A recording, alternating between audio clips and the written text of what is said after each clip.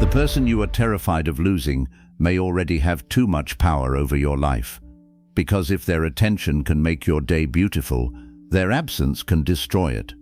That is not where happiness should live. The goal is not to stop loving people. It is to become so deeply rooted in yourself that whether someone stays, changes, or walks away, your life does not leave with them. Chapter 1.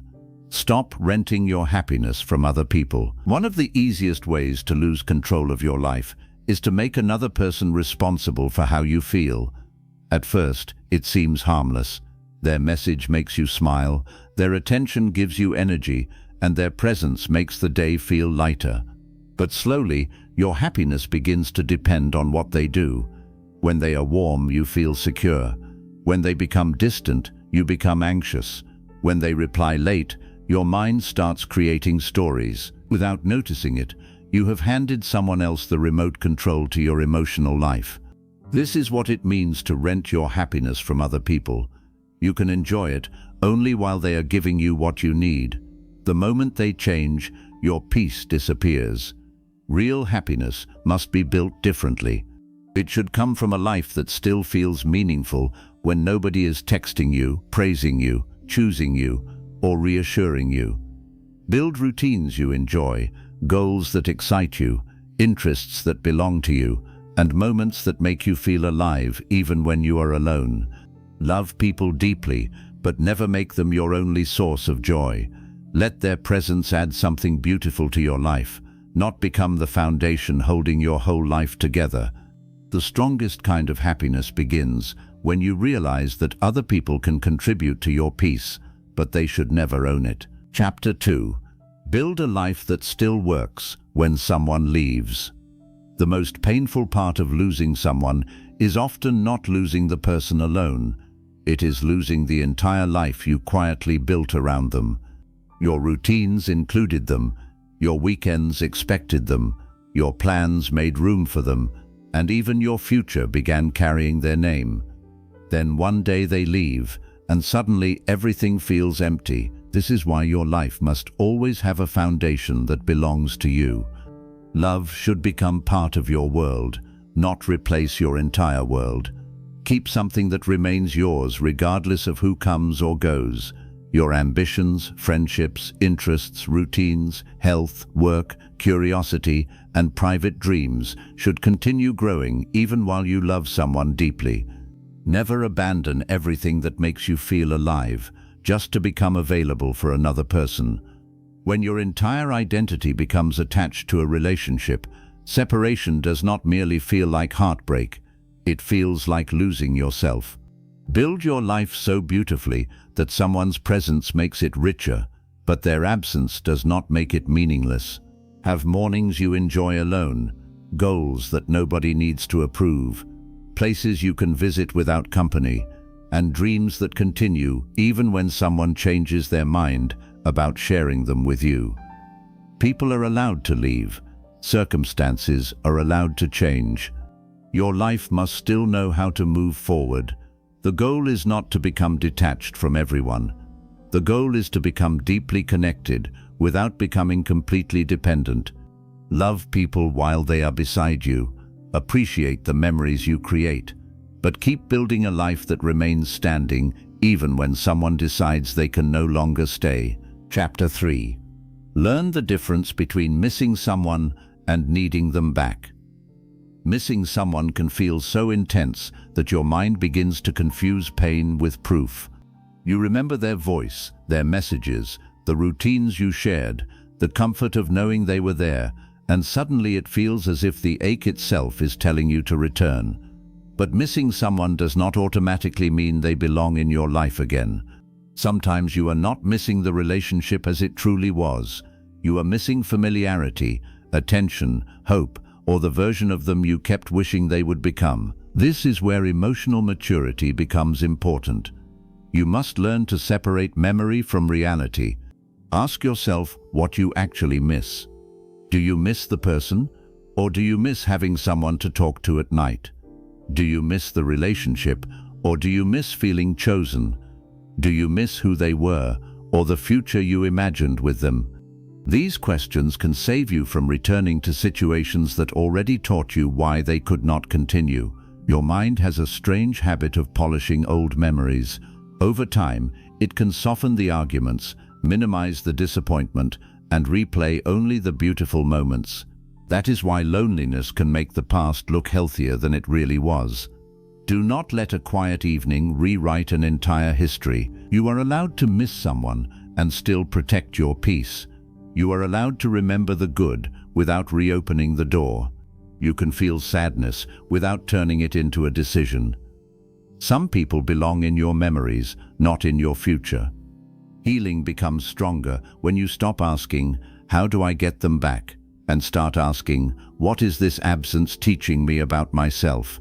Sometimes the lesson is not how to restore what ended. Sometimes the lesson is discovering that you can survive the ending, rebuild your life, and eventually become happy without needing the past to return. Chapter 4. Stop making yourself earn the right to feel good. There is a quiet habit that steals years from people, and most never notice it happening. They keep postponing happiness until they believe they have finally earned it. They tell themselves they will relax when they have enough money, feel confident when they look better, enjoy life when they find the right person, feel proud when they become successful, and finally feel peaceful when every problem is solved. The conditions keep changing, but the message underneath remains the same: I am not allowed to feel good yet. This is one of the cruelest agreements you can make with yourself, because life rarely reaches a point where everything is finished. There will always be another goal, another uncertainty, another responsibility, another version of yourself you could improve. If you make happiness the reward you receive only after life becomes perfect, you may spend decades becoming better without ever allowing yourself to enjoy becoming better.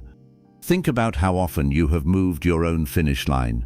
There was probably a time when you believed one achievement would finally make you happy. Maybe it was getting a certain job, earning more money, improving your appearance, entering a relationship, leaving a difficult situation, or proving yourself to people who doubted you. Then you reached something you once desperately wanted, enjoyed it for a short time, and almost immediately your mind created another requirement. Now you needed something else before you could feel complete. That cycle can continue forever. The problem is not ambition. There is nothing wrong with wanting a better life. The problem begins when improvement becomes a condition for self-permission.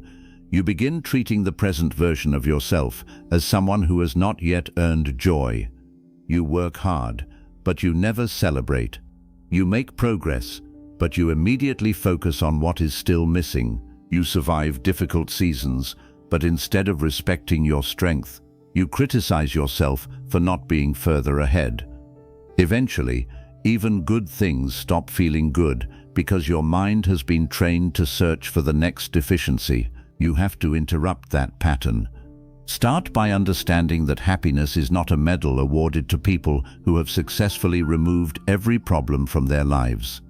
Happiness is often the ability to experience something good while something unfinished still exists. You can be worried about your future and still enjoy dinner tonight. You can be building your career and still take a peaceful walk. You can be healing from disappointment and still laugh with someone. You can want more from life without insulting the life you already have. These things can exist together. You do not have to choose between gratitude and ambition. You can say, "I want my life to improve," while also saying, "There are parts of my life worth enjoying right now." That shift is powerful because it stops your future from stealing your present. Many people believe they are chasing happiness, but they are actually practicing dissatisfaction. Every day they look for evidence that life is not enough yet. They compare their progress, judge their appearance, measure their success, replay their mistakes, and notice what everyone else seems to have. Then they wonder why peace feels so far away. Whatever you repeatedly look for, your mind becomes better at finding. If you spend every day searching for what is missing, you can stand inside a beautiful life and still feel poor. If you begin training yourself to notice what is already working, ordinary moments start becoming valuable again. This does not require pretending everything is wonderful. Forced positivity is not happiness.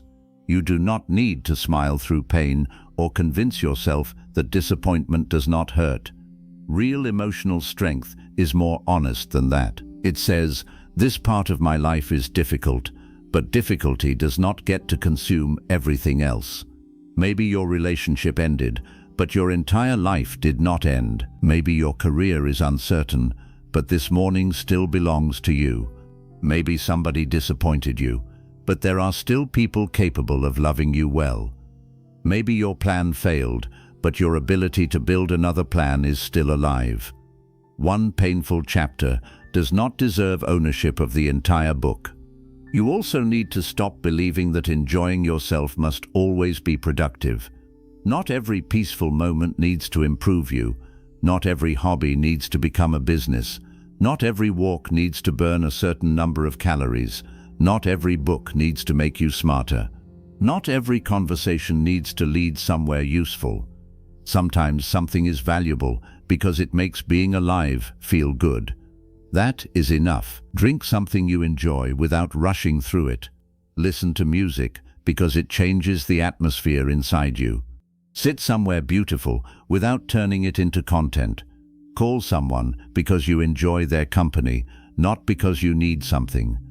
Spend an evening doing something that makes you curious. Create small experiences that remind you life is happening now, not after your next achievement. These moments may look insignificant, but they teach your nervous system an important lesson. Happiness is allowed to exist without permission from external circumstances. Another thing you must release is the belief that suffering makes you more deserving. Some people become uncomfortable when life feels easy. They feel guilty resting. They feel irresponsible enjoying themselves. They believe they should always be fixing, chasing, improving, struggling, or proving something. Peace feels suspicious because struggle has become familiar. If that sounds like you, understand this clearly.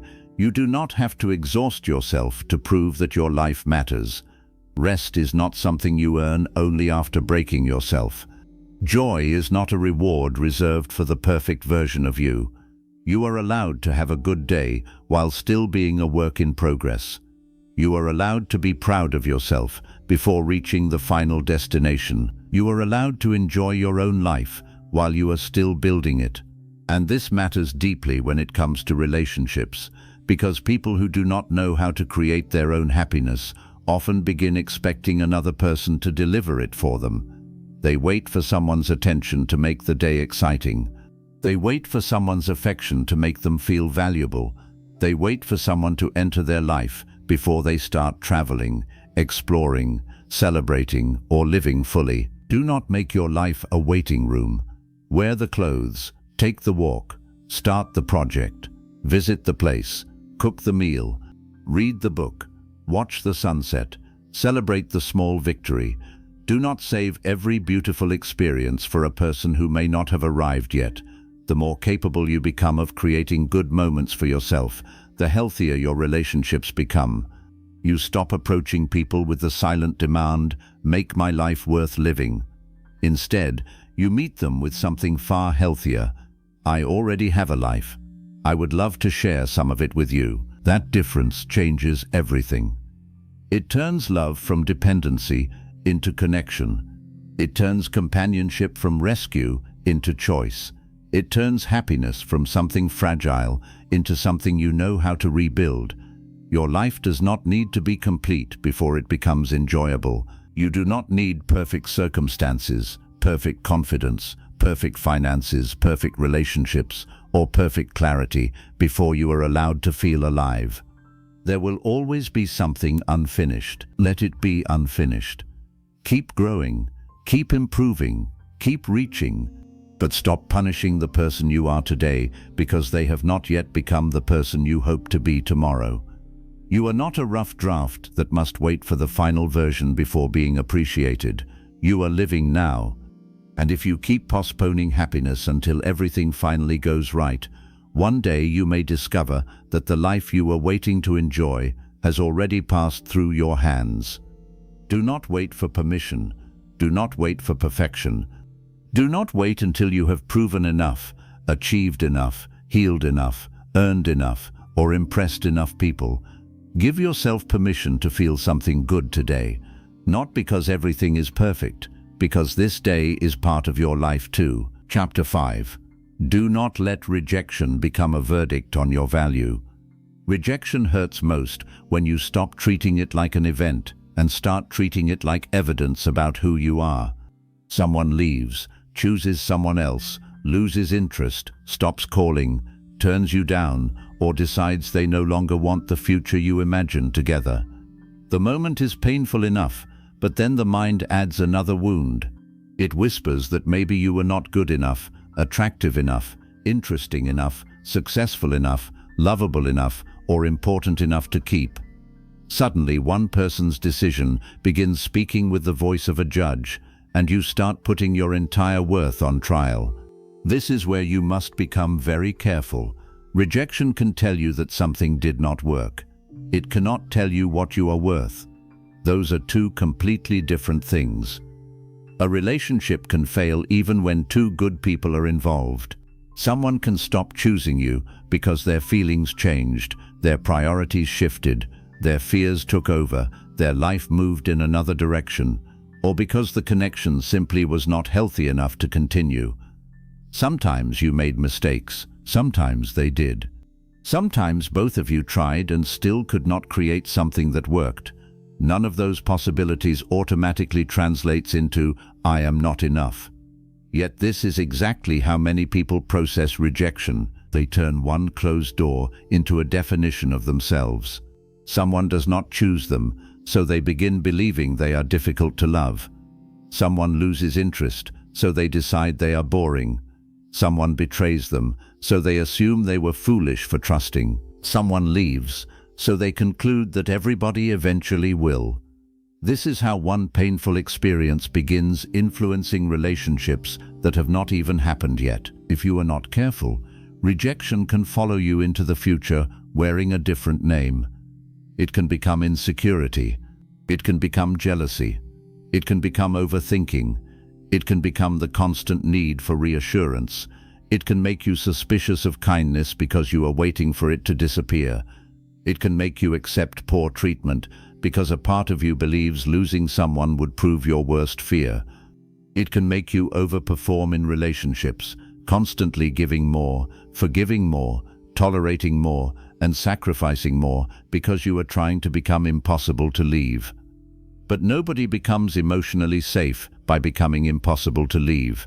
You become emotionally safe by knowing that if someone does leave, you will not abandon yourself with them. That is the shift. Instead of asking, "How can I become so perfect that nobody rejects me?" ask, "How can I become so rooted in myself that rejection no longer destroys my identity?" Because you cannot guarantee that everyone will choose you. You cannot guarantee that every relationship will last. You cannot guarantee that someone will always understand your heart, appreciate your effort, or recognize what you brought into their life. What you can control is whether their inability or unwillingness to choose you becomes permission for you to stop choosing yourself. Do not give anyone that authority. Think about something simple. You can walk into a room filled with people and be deeply appreciated by some, misunderstood by others, ignored by a few, and disliked by someone who barely knows you. Which reaction is the truth about you? None of them completely. Every person experiences you through their own history, expectations, preferences, fears, wounds, and desires. People do not encounter you as a perfectly objective reality. They encounter you through themselves. That means someone not valuing you does not automatically mean you lack value. A person may reject qualities that someone else will deeply appreciate. One person may find your quiet nature boring, while another finds it peaceful. One person may dislike your ambition, while another respects it. One person may call your boundaries difficult, while another calls them healthy. One person may feel threatened by your independence, while another feels inspired by it. You will destroy yourself if you keep trying to become universally desirable. There is no version of you that everyone will choose. Even if you become kinder, smarter, wealthier, healthier, calmer, more attractive, more successful, and more emotionally mature, somebody will still decide that you are not what they want. That is not tragedy, that is reality. And accepting that reality is incredibly freeing. It means you can stop performing for universal approval. You can stop reshaping your personality every time someone does not understand you. You can stop asking, "What do I need to change so they will want me?" before asking the more important question, "Do I even like who I become when I am trying to keep them?" That question can save years of your life. Sometimes rejection does not reduce your value, it reveals incompatibility. Sometimes the relationship could only continue if you became smaller, quieter, more available, less ambitious, less honest, less expressive, less demanding of respect, or more willing to accept what hurt you. If losing yourself was the price of being chosen, rejection may have protected something much more important than the relationship. It may have protected you from becoming a stranger to yourself. This does not mean you should refuse self-reflection. There is a difference between protecting your worth and protecting your ego. Maybe rejection exposes something you genuinely need to improve. Maybe you were emotionally unavailable. Maybe you communicated poorly. Maybe you became controlling, careless, dishonest, defensive, or dependent. Growth requires enough humility to look honestly at yourself, but healthy self-reflection sounds like this: I made mistakes and I can learn. Unhealthy shame sounds like this: I made mistakes, therefore I am unworthy of love. Never confuse the two. You can take responsibility without destroying your self-respect. You can regret a behavior without turning yourself into the behavior. You can say, "I should have handled that differently," without saying, "There is something fundamentally wrong with me." That is maturity. Rejection can become useful when you allow it to educate you without allowing it to define you. Ask better questions. Instead of, "Why was I not enough?" ask, "What did this experience teach me about what I need?" Instead of, "Why did they choose someone else?" ask, "Why am I allowing someone else's preference to decide how I see myself?" Instead of, "How can I get them to regret losing me?" ask, "What kind of life would make me stop needing their regret?"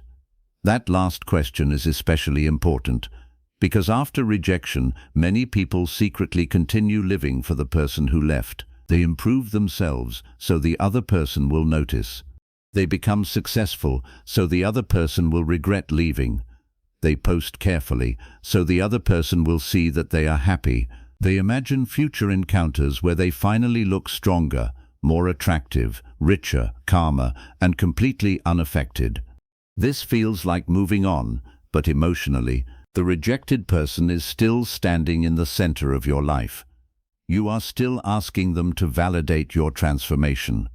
Real healing begins when you no longer care whether they witness it. You become healthier because you want to feel healthy.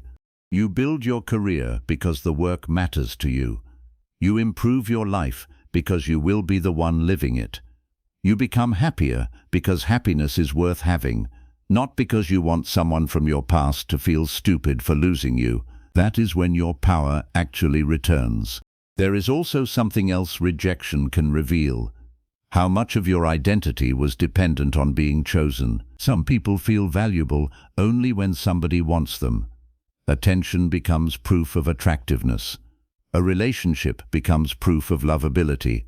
Marriage becomes proof of success. Being pursued becomes proof that they matter. Then when those things disappear, their self-esteem disappears too. But your worth cannot safely depend on being wanted, because people's desires are unstable. Someone can adore you today and feel differently a year from now. Someone can praise qualities today that they later criticize. Someone can promise forever and still change. If your self-worth rises and falls according to another person's desire, your identity will always live on unstable ground. You need deeper evidence for your value. Look at the person you are becoming. Look at the promises you keep to yourself. Look at the way you treat people when nobody rewards you. Look at your resilience. Look at the things you survived without becoming cruel. Look at your willingness to learn. Look at the days you got up even when you did not feel strong. Look at the boundaries you finally learned to hold. Look at the life you are slowly building. These things are more reliable than whether one person stayed. And there will be moments when you still feel the sting. You may see them with someone else. You may discover they moved on quickly. You may hear they are happy without you. Your mind may instantly compare. Why could they give that person what they would not give me? Why are they happier now? Was I the problem? Be careful with conclusions you create from appearances. You rarely know the full reality of another relationship, and even if they genuinely become a better partner for someone else, that does not reduce what you deserve. Sometimes people learn after losing us. Sometimes we learn after losing them. That is life. Growth that happens after a relationship does not prove the previous person was worthless. It simply means timing, maturity, choices, and experience changed. Do not make somebody else's next chapter an argument against your own value. Your job is not to win the breakup. Your job is to build your life. There is enormous freedom in reaching the point where you can say, "They did not choose me, and I am still okay." Not because you did not care, not because it did not hurt, but because you finally understand that somebody else's decision has limits. It can change your plans. It can change your relationship. It can change what tomorrow looks like. But it cannot reach inside you and decide what kind of human being you are unless you give it that power. So when someone rejects you, let yourself feel what you feel. Grieve the future you imagined. Miss what was good. Learn from what was painful. Take responsibility for your mistakes. But do not build a permanent identity out of a temporary experience. One person walked away. That is what happened. Do not add, "Therefore nobody will love me." One opportunity disappeared. That is what happened. Do not add, "Therefore I am a failure." Someone did not recognize your value. That is what happened. Do not add, "Therefore I have none." Your mind will try to turn disappointment into prophecy if you let it. Stop it there. Rejection is information, not a sentence. It may tell you to grow. It may tell you to move. It may tell you that something was incompatible. It may tell you that you were holding on to something that could not hold you. But it does not get to decide your worth. The deepest form of self-respect is not believing that everyone should choose you. It is knowing that even when someone does not, you will continue choosing a life that honors who you are becoming. You do not need everyone to see your value. You need to stop forgetting it every time someone leaves. Chapter 6. Become good company for yourself. There is a kind of loneliness that does not come from having nobody around you. It comes from having no real relationship with yourself. You can be surrounded by friends, messages, conversations, family, co-workers, and constant noise, yet still feel empty the moment everyone goes home. The silence becomes uncomfortable because you do not know what to do with yourself when there is nobody there to distract you from your own thoughts. That is why learning to enjoy your own company is not a small skill. It is one of the foundations of emotional freedom. Many people say they hate being alone, but often what they actually hate is what happens inside their mind when they are alone. Without conversation, entertainment, attention, or another person's presence, they begin noticing the thoughts they usually avoid. They remember disappointments. They question their future. They replay old conversations. They compare themselves with other people. They start feeling the emptiness that constant activity normally hides, so they reach for the phone. They open another app. They message somebody they do not even genuinely want to speak to. They return to people who are wrong for them simply because wrong company feels easier than no company at all. This is where many unhealthy relationships begin, not from love, from escape. You can become so uncomfortable with your own presence that almost anybody begins to feel better than solitude. You tolerate conversations that drain you, friendships that feel one-sided, relationships that reduce your self-respect, and people whose company leaves you feeling worse than you felt before. You tell yourself you need them, when what you may actually need is to learn how to sit in your own life without immediately trying to run from it. Being good company for yourself does not mean becoming antisocial. It does not mean deciding that people are unnecessary. Human connection matters. Friendship matters. Love matters. Community matters. But there is a major difference between wanting connection and being unable to function without constant connection. When you cannot enjoy yourself without somebody beside you, other people begin carrying a responsibility they were never meant to carry. You expect them to rescue you from boredom, reassure you when you feel uncertain, fill your empty evenings, make ordinary experiences exciting, and constantly remind you that you matter. The relationship becomes less about sharing life and more about escaping yourself. Eventually, that pressure becomes exhausting for both people. Your first task is to rediscover what you actually enjoy. This sounds simple, but many people have no idea. Ask someone what they like doing alone, and they often give answers based on what is convenient rather than what genuinely makes them feel alive. They scroll, they watch random videos, they sleep, they wait for somebody to message them. None of those things are necessarily bad, but passive distraction is not the same as enjoying your own company. You need curiosity about yourself. What kind of music changes your mood? What subjects can hold your attention for hours? What places make you feel peaceful? What kind of movement makes your body feel awake? What books make you think differently? What food do you genuinely enjoy preparing? What would you learn if nobody ever praised you for learning it? What would you create if nobody ever saw it? These questions seem small, but they reveal whether you have built a life around your own interests or merely around other people's availability. Some people lose themselves in relationships because they stop asking these questions. Before the relationship, they had hobbies, routines, friends, dreams, and interests. Then slowly, every part of life begins revolving around the other person. They listen to what the other person likes. They spend time where the other person wants to go. Their weekends belong to the relationship. Their plans become shared plans.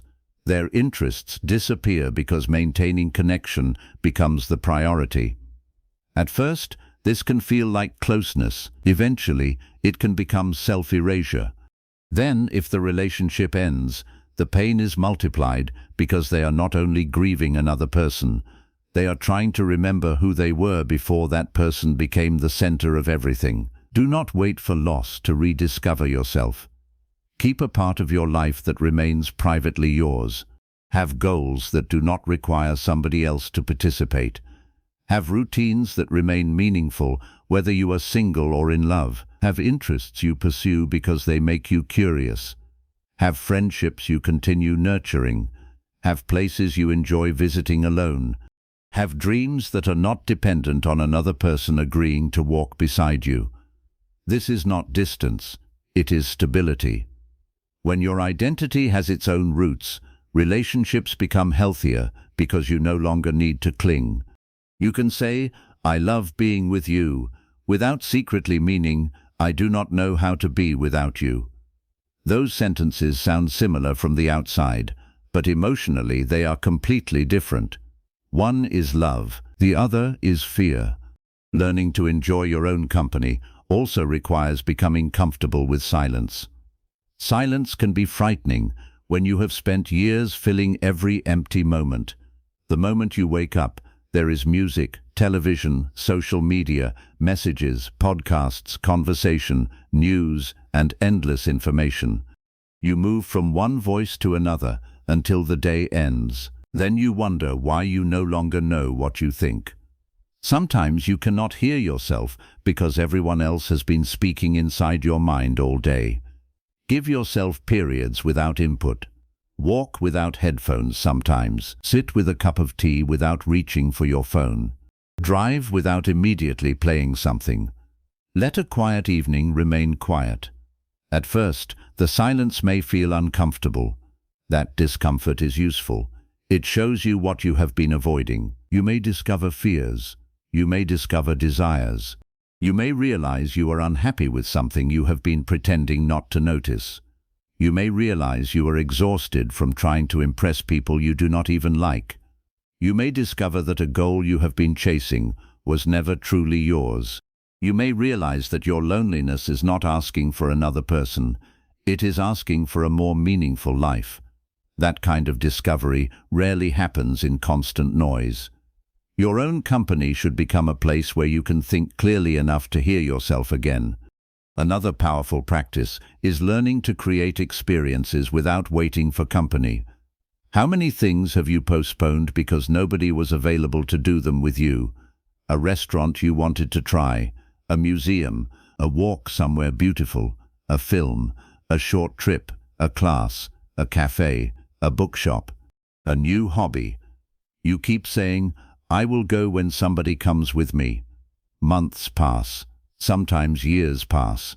The experience remains waiting because you have accidentally made another person's availability a requirement for your own life.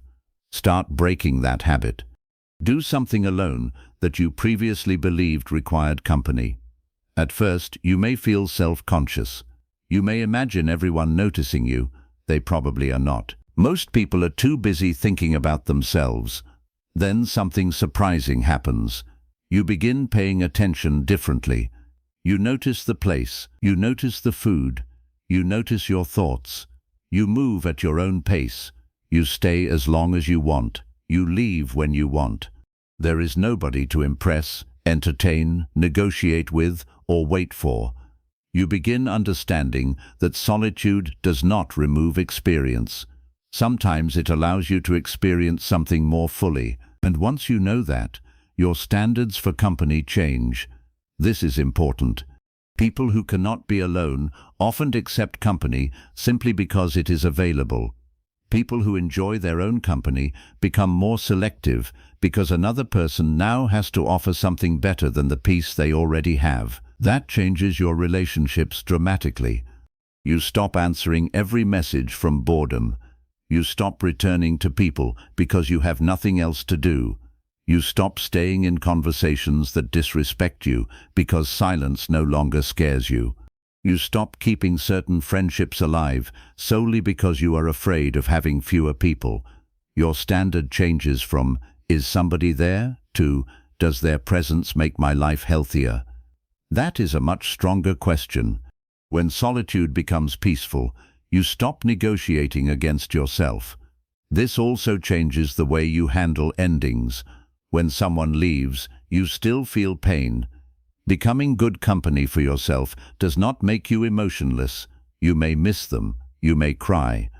You may feel the empty space they used to occupy. But underneath that grief, something remains.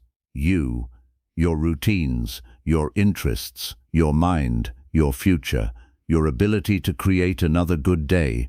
That inner foundation is what prevents heartbreak from becoming total collapse.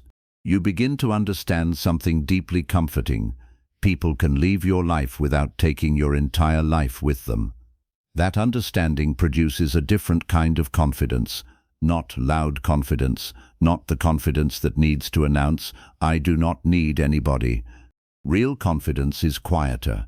It sounds like, "I love having people in my life, but I trust myself to remain whole when circumstances change." That is emotional security. It also allows you to love more honestly because fear is no longer controlling every decision. You do not have to constantly check whether somebody still cares. You do not need endless reassurance. You do not panic every time someone wants space. You do not interpret every quiet day as abandonment. You are no longer asking the relationship to prove that you exist. You already know who you are outside of it. One of the most important parts of becoming good company for yourself is learning how to speak to yourself. Pay attention to the voice in your head when nobody else is around. Would you choose to spend time with somebody who spoke to you the way you speak to yourself? If every mistake is met with insults, every bad day becomes evidence that you are failing, every comparison becomes an attack, and every uncertainty becomes a prediction of disaster, then of course solitude will feel painful. You are spending time with an internal companion who never stops criticizing you. You need to change that relationship. This does not mean lying to yourself or pretending you are perfect. Speak honestly, but not cruelly. Instead of, "I always ruin everything," say, "I handled that badly and I need to learn from it." Instead of, "Nobody wants me," say, "I feel lonely right now, but this feeling is not a permanent truth." Instead of, "I am behind everyone," say, "My life is moving at its own pace, and I need to focus on what I can do next." Instead of turning every difficult emotion into an identity, learn to describe it as a temporary experience. "I feel lost" is very different from "I am a lost person." "I feel rejected" is different from "I am unwanted." "I feel alone" is different from "I will always be alone." Language matters because the mind listens to the stories you repeatedly tell it. If you want your own company to become peaceful, make your inner voice a place where you can recover instead of another place where you are attacked. You should also learn how to comfort yourself without immediately seeking external validation. There will be nights when you feel uncertain. Moments when you want somebody to tell you everything will be okay. Days when confidence disappears. It is natural to reach for people sometimes. There is nothing weak about asking for support. But develop the ability to support yourself too. Write down what you are feeling. Take a walk before making an emotional decision. Sleep before sending the message you may regret. Remind yourself of what you already know. Return to routines that stabilize you. Do something physical when your thoughts become too loud. Create distance between the emotion and the action. This is what self-trust looks like in practice. The more often you survive difficult moments without abandoning yourself, the more your mind begins learning, "I can handle myself." That belief is priceless. It means the next difficult day does not feel quite as frightening because you remember that you have been here before. You already know how to carry yourself through uncertainty. You already know how to create structure when things feel chaotic. You already know how to calm yourself enough to make the next decision. You become somebody you can rely on, and that is one of the deepest forms of companionship. There is another part of this that people rarely discuss. You must stop judging your life because it looks quiet. Modern culture often makes a full life look extremely social. Crowded tables, constant plans, trips with groups of friends, messages arriving all day, celebrations, photos, parties, people surrounding you. A quieter life can look empty in comparison. But appearance and experience are not the same. Some of the loneliest people have full calendars. Some of the most peaceful people spend large amounts of time alone. Do not measure the quality of your life by how crowded it looks from the outside. Measure it by how it feels when nobody is watching. Can you wake up and feel interested in your day? Can you enjoy an ordinary afternoon? Can you sit peacefully in your own room? Can you make decisions without needing 10 opinions?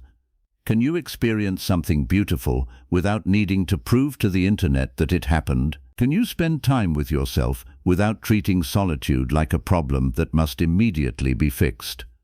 These are signs of a rich inner life, and a rich inner life makes you harder to manipulate. People can no longer threaten you with their absence. They cannot repeatedly disrespect you and assume you will stay because you are terrified of being alone. They cannot use silence to control you as easily. They cannot make you chase them simply by becoming distant. You stop reacting to withdrawal as if your survival depends on restoring connection. You can recognize when someone's presence is costing you more peace than their absence ever could. That realization can change your entire life. Some people remain trapped in unhealthy relationships, not because the relationship is good, but because they believe the alternative is loneliness. Once you discover that solitude can be peaceful, the equation changes. You are no longer choosing between bad company and misery. You are choosing between bad company and your own peace. Suddenly, leaving becomes possible. This is why becoming good company for yourself is more than a happiness habit. It is protection. It protects your standards. It protects your boundaries. It protects your future. It gives you enough internal security to walk away from places where you are repeatedly diminished.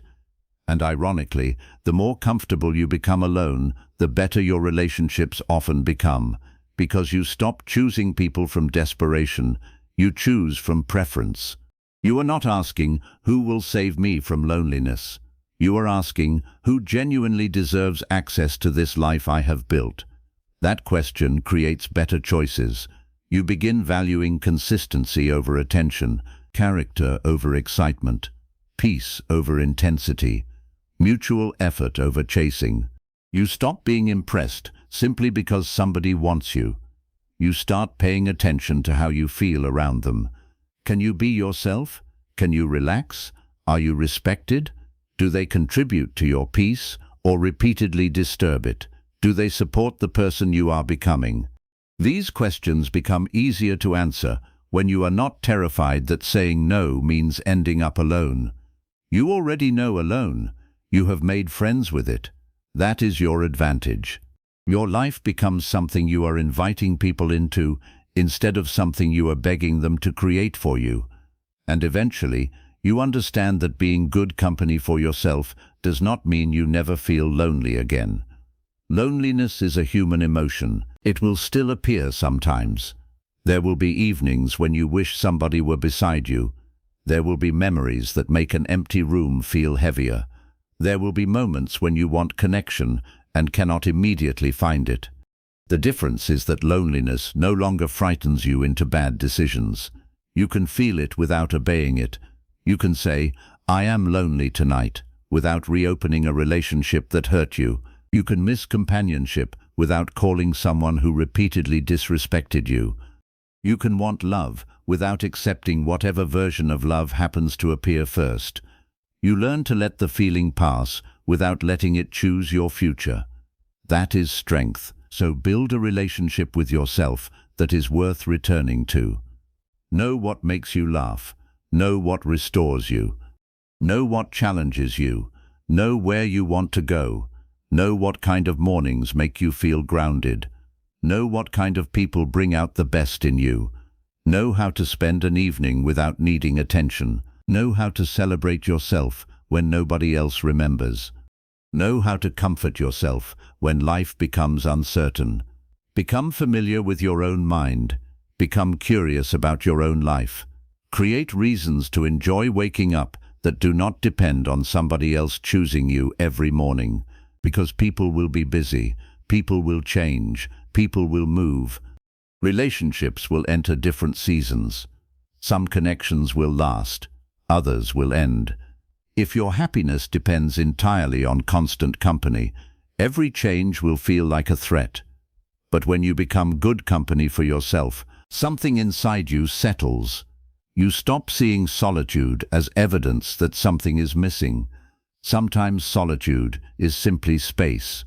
Space to think, space to recover, space to create, space to become, space to discover what you actually want before another person's expectations become louder than your own. Use that space well. Do not spend your entire life trying to escape yourself. Become the person you would be relieved to come home to.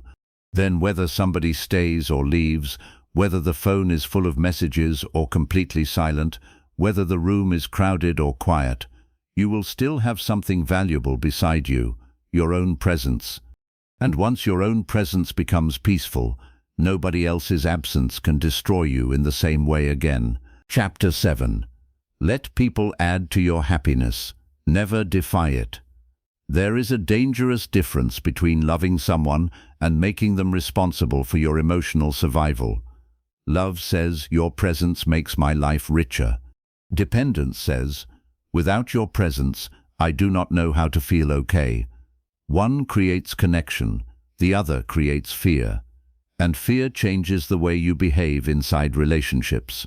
You become afraid of saying what you really think, afraid of setting boundaries, afraid of disappointing the other person, afraid of giving them space, and eventually afraid of losing yourself, because losing yourself somehow feels safer than losing them.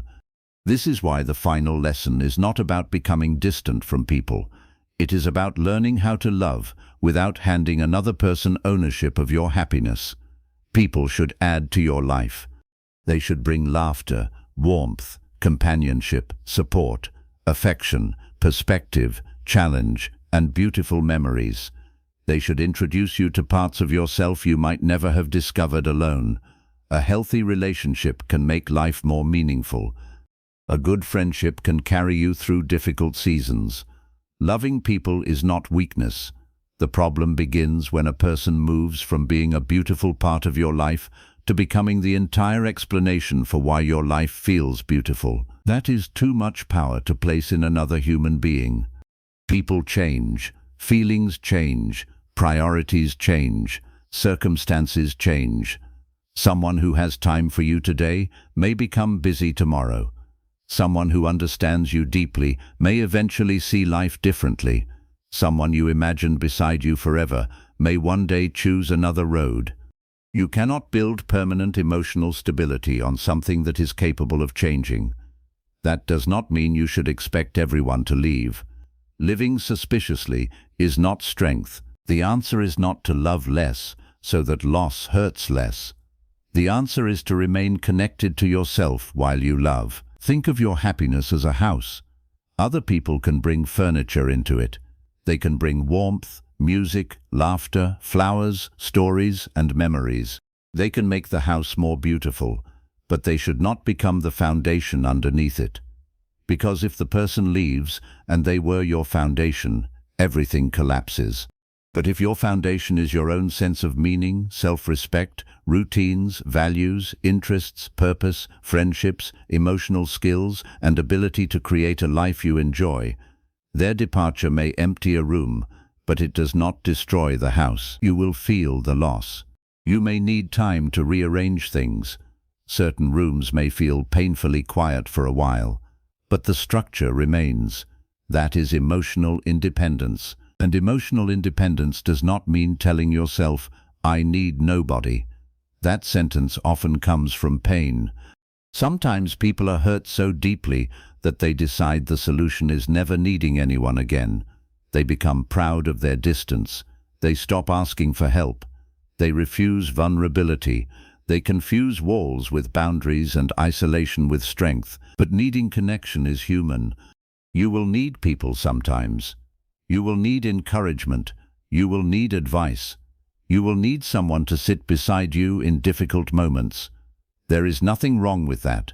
The goal is not to eliminate need. The goal is to prevent one person from becoming the entire emotional infrastructure of your life. A strong life has many sources of nourishment. It has meaningful work. It has rest. It has curiosity. It has friendship. It has movement. It has goals. It has small pleasures. It has solitude. It has community. It has personal rituals. It has moments that belong only to you. When happiness has many roots, one change cannot uproot the entire tree. This is why you must be careful when a relationship begins consuming every other part of your life. At first, you may enjoy spending all your time together. It feels romantic. You stop seeing friends because you would rather see this person. You neglect hobbies because being with them feels better. You postpone personal goals because the relationship feels more exciting.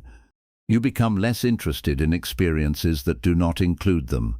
Slowly, your world becomes smaller, while the person inside it becomes bigger.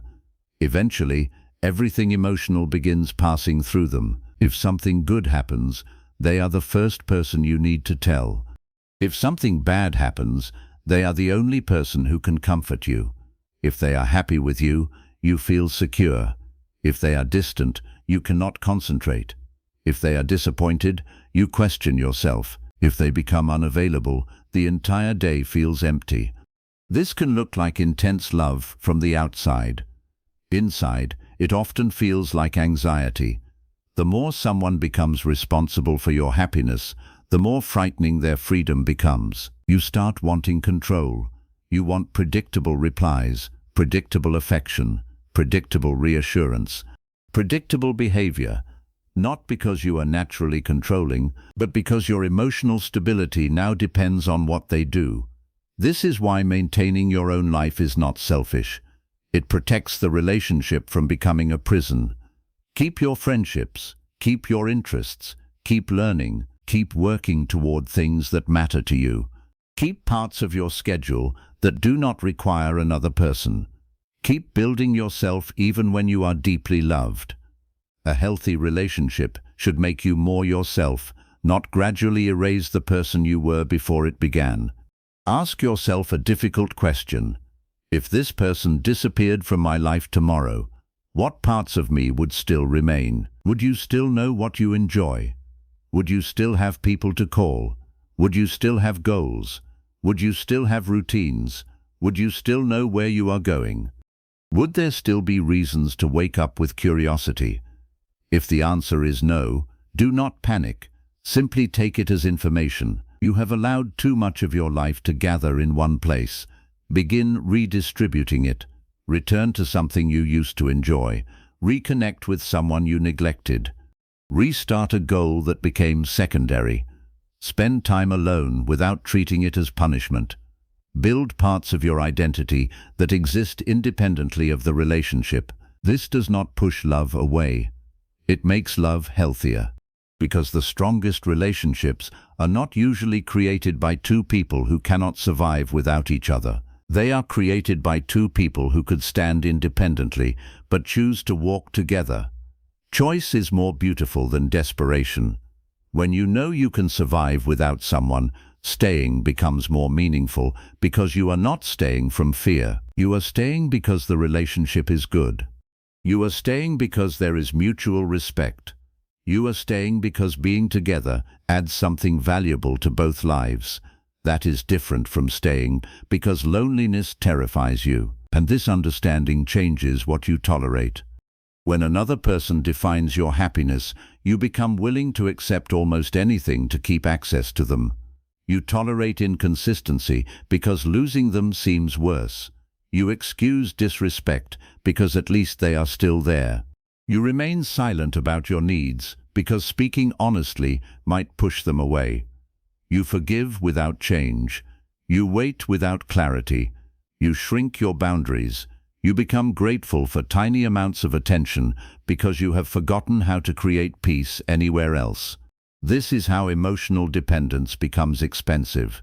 It can cost your dignity. It can cost your standards. It can cost years. You must reach a place where your fear of losing yourself becomes stronger than your fear of losing another person. That sentence can change your life. You should be able to love someone and still recognize when their presence is destroying your peace.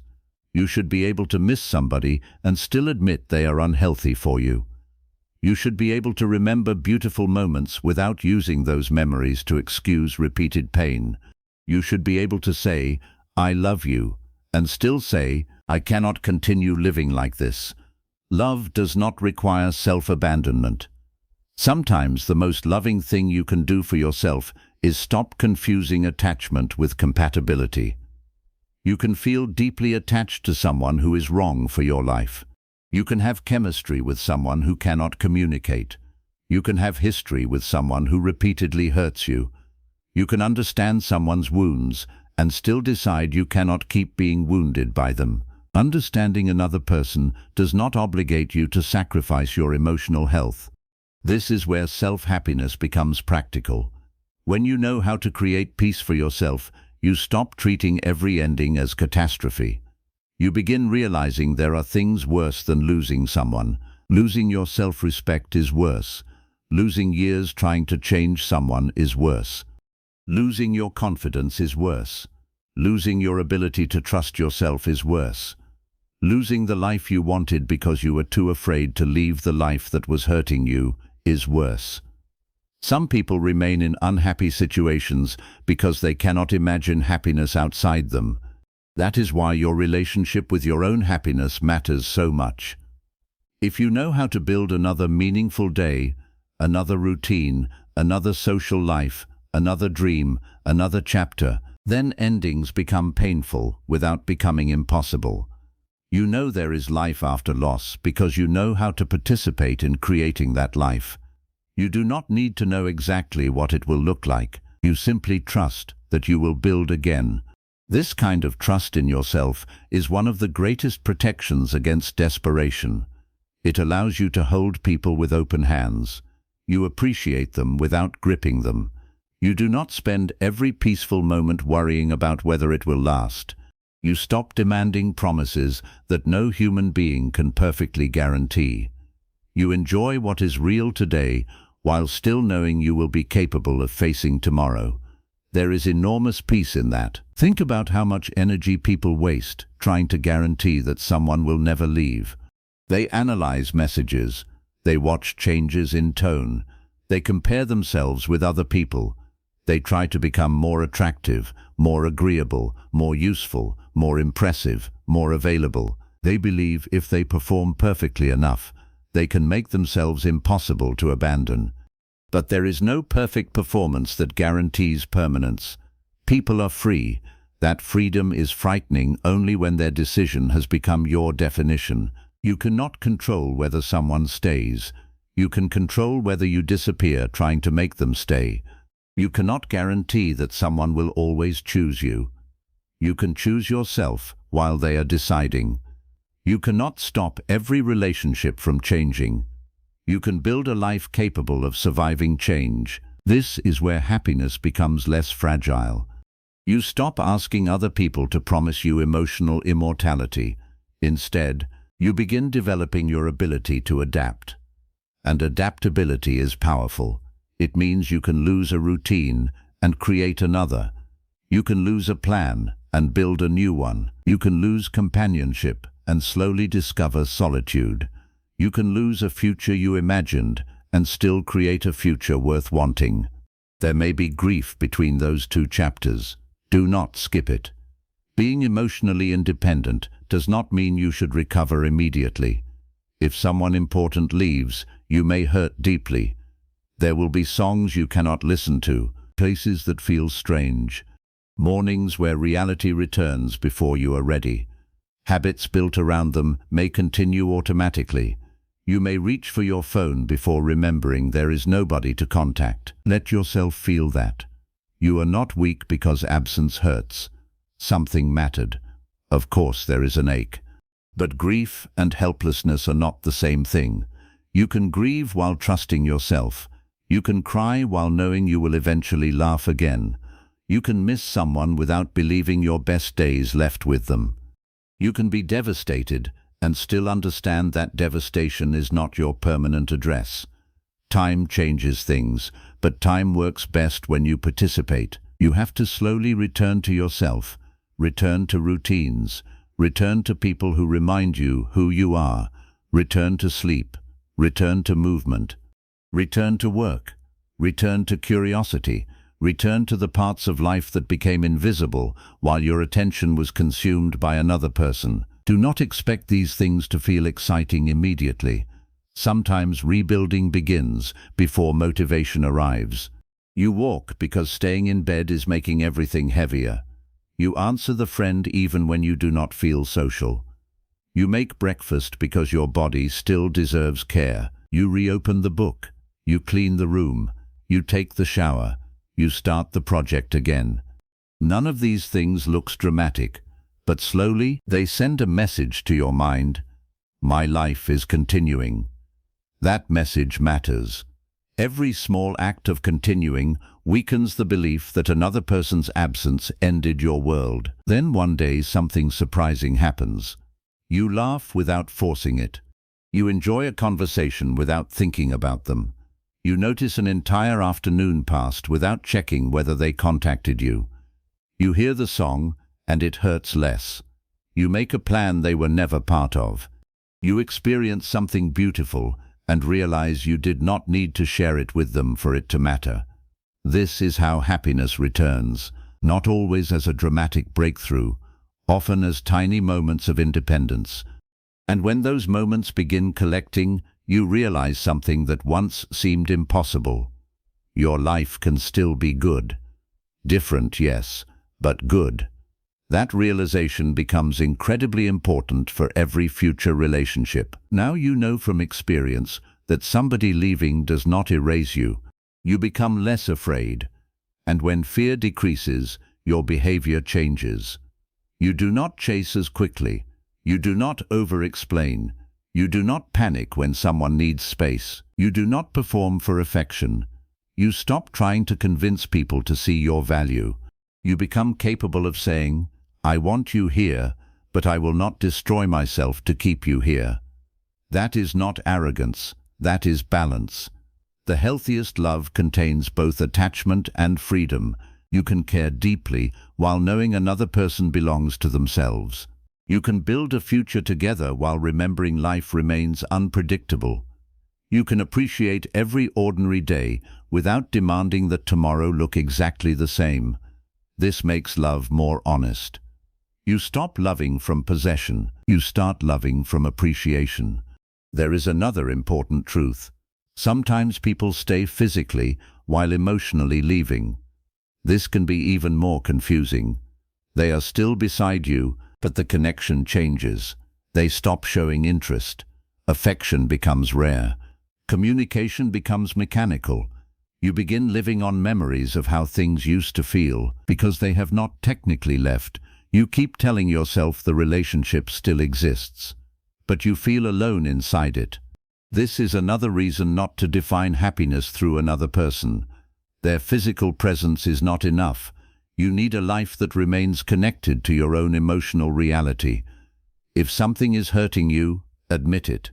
If you are lonely beside somebody, admit it. If you are constantly begging for the minimum, admit it. If the relationship requires you to pretend you are happy, admit it. You do not need to immediately leave every difficult situation. Relationships have seasons. People struggle. Communication can break and be repaired. But never become so dependent on the relationship's existence that you refuse to see what the relationship has become. Your happiness deserves honesty. Ask yourself whether the connection still allows both people to grow. Ask whether there is mutual effort. Ask whether problems can be discussed safely. Ask whether affection exists in actions, not merely words. Ask whether you are staying because the relationship is healthy or because beginning again scares you. Sometimes one honest answer can reveal what years of rationalizing have hidden. You also need to release the belief that one person is your only chance at happiness. Heartbreak creates this illusion very easily. When you deeply connect with someone, your mind can begin treating them as irreplaceable. You think nobody will understand you the same way. Nobody will make you laugh that way. Nobody will know your history. Nobody will create those exact memories. And some of that may be true. Nobody will be exactly them. But that does not mean nobody can bring something equally valuable or even healthier into your life. Future happiness does not need to reproduce the past. It can be different.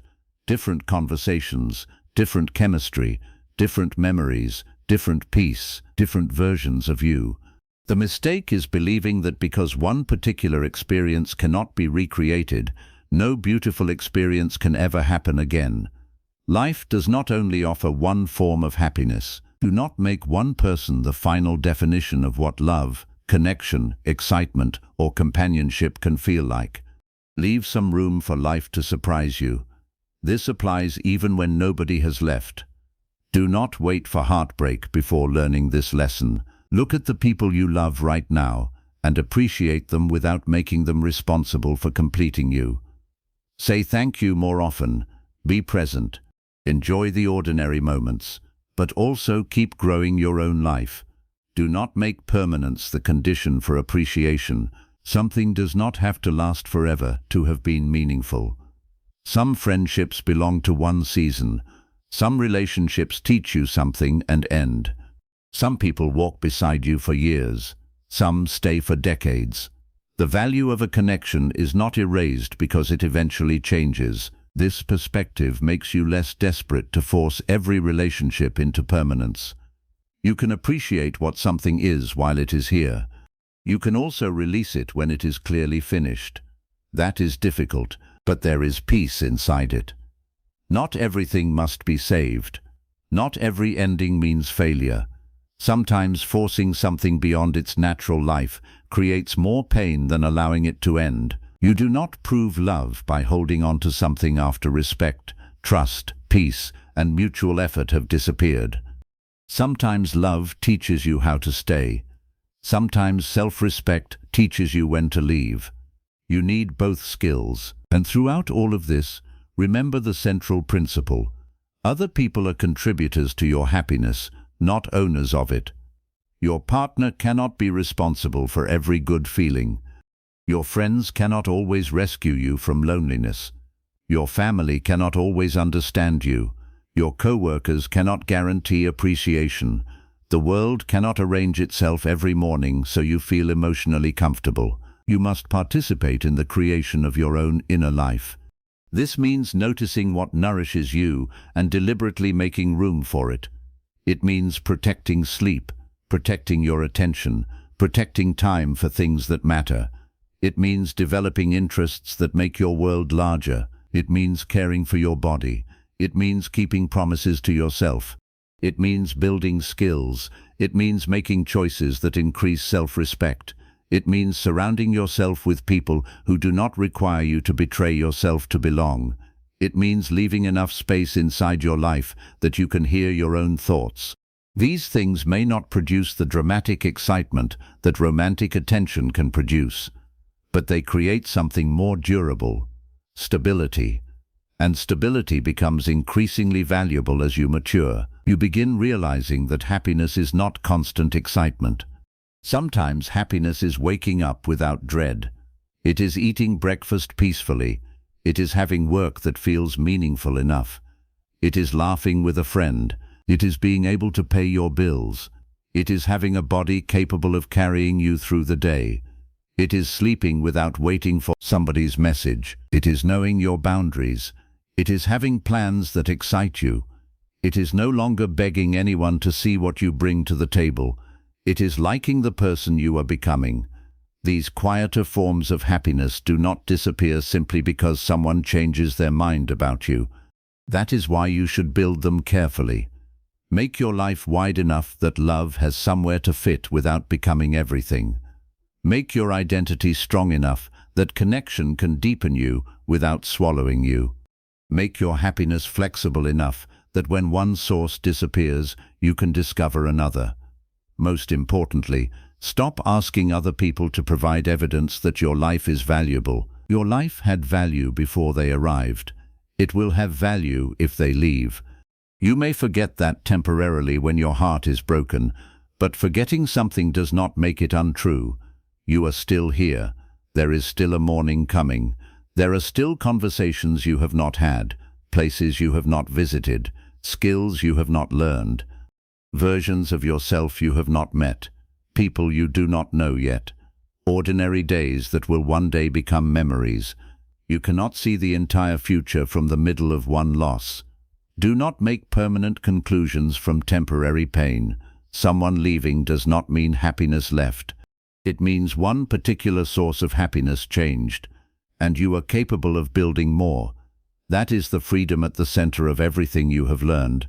You can love people deeply without making yourself emotionally homeless in their absence. You can be grateful when they stay without begging when they leave. You can let people matter without making them responsible for your entire meaning. You can say with complete sincerity, "I want you in my life," while also knowing, "My life still belongs to me." That is not coldness.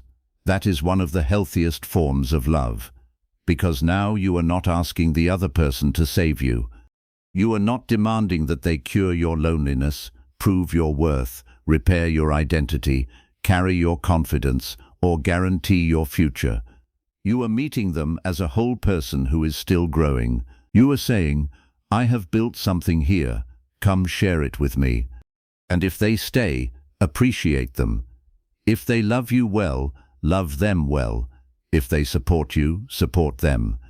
If they bring joy into your life, let yourself enjoy it fully. Do not become so afraid of loss that you refuse to experience connection, but remember where your center is. Keep something inside you that belongs to you.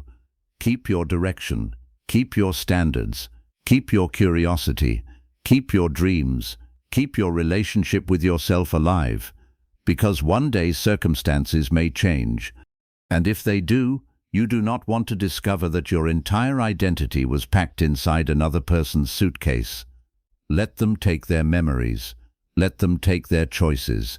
Let them take the future they no longer wish to share. But do not let them take you. You remain. Your ability to rebuild remains. Your capacity to love remains. Your future remains. Your ability to experience joy remains. This is the deepest meaning of self-happiness. It is not promising yourself that nobody will ever hurt you. It is knowing that hurt will never permanently own you.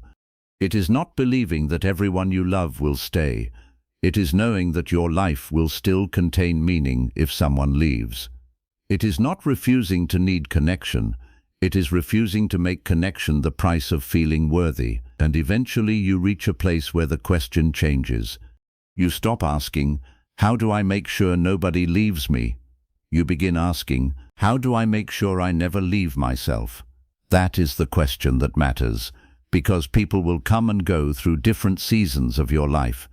Some will leave beautiful memories, some will leave lessons, some will leave wounds you will need time to heal. Some will stay much longer than you expected. You cannot fully control any of that, but there is one relationship you will carry through every chapter. The relationship you have with yourself. Take care of it, protect it, make it honest, make it peaceful. Build a life you are proud to return to. Then love will no longer feel like someone arriving to rescue you from emptiness. It will feel like two lives meeting. And if one day those lives separate, there will be grief, but there will also be ground beneath your feet. You will know how to stand. You will know how to rebuild. You will know how to find yourself again. So let people add to your happiness. Let them bring warmth. Let them bring laughter. Let them bring affection, companionship, adventure, and memories. Let love make your life richer. But never hand another person the authority to decide whether your life is worth enjoying. That authority belongs with you. Someone may choose to stay. Someone may choose to leave. Your happiness cannot always control the first decision, but it can survive the second. And when you truly understand that, love becomes less frightening, endings become less powerful, and your life finally stops waiting for another human being to give you permission to feel complete. At some point, you have to stop asking who will stay and start asking whether you are staying with yourself. People will change. Some will grow closer. Some will slowly become strangers. Some will leave without giving you the ending you hoped for. But none of them should be allowed to take your peace, your purpose, or your ability to enjoy being alive. Love people deeply, but keep your life in your own hands. Build mornings you look forward to. Protect your peace. Keep dreams that belong to you. Become someone whose happiness has roots too deep to be pulled out by another person's departure. And remember this, the greatest freedom is not knowing that nobody will ever leave you. It is knowing that if they do, you will not leave yourself. If this audiobook gave you something you needed today, keep this message close, share it with someone who may need it too, and subscribe to the Book Treasury for more ideas that help you build a stronger mind and a better life. Until next time, let people be a beautiful part of your happiness, but never the owner of it.